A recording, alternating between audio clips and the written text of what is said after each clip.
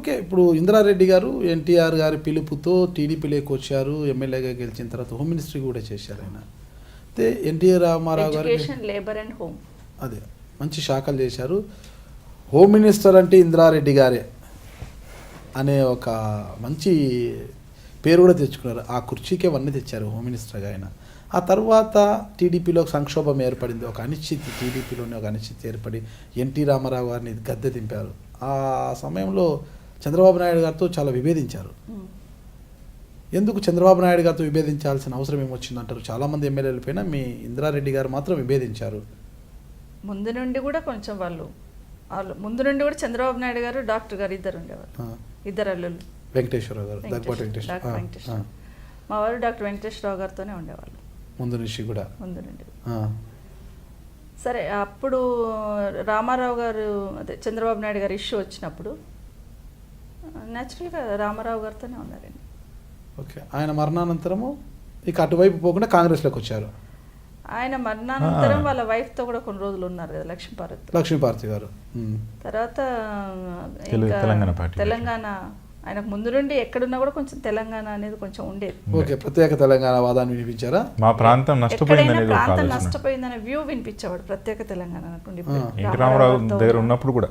అంటే కేసీఆర్ గారి కన్నా ముందు ఇంద్రారెడ్డి గారు తెలంగాణ వాదాన్ని వినిపించారా? 100%. పార్టీ పెట్టాడండి, నిద్రపోతున్న తెలంగాణ వాదాన్ని తట్టి లేపాడు మా వారు.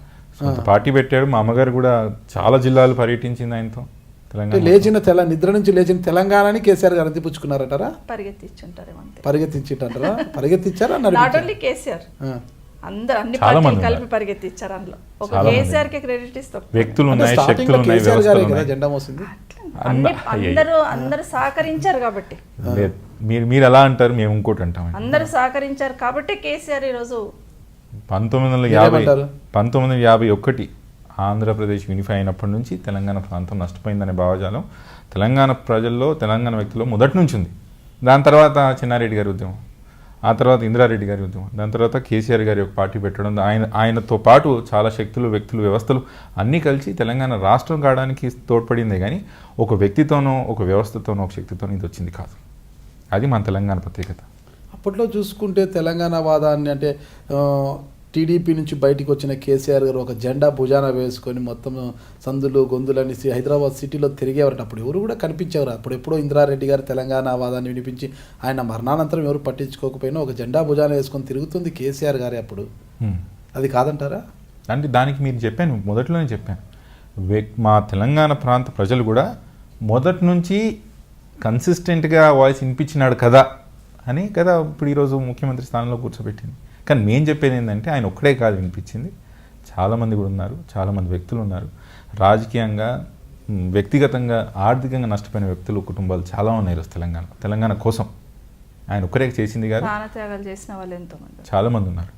సో జెండా మోసినా, అజెండా మోసినా, ఇంకేది మోసినా కూడా ఆయనకు సరిపోయే రివార్డు తెలంగాణ ప్రజలు ఆల్రెడీ ఇచ్చేశారు నాగరాజరావు గారు.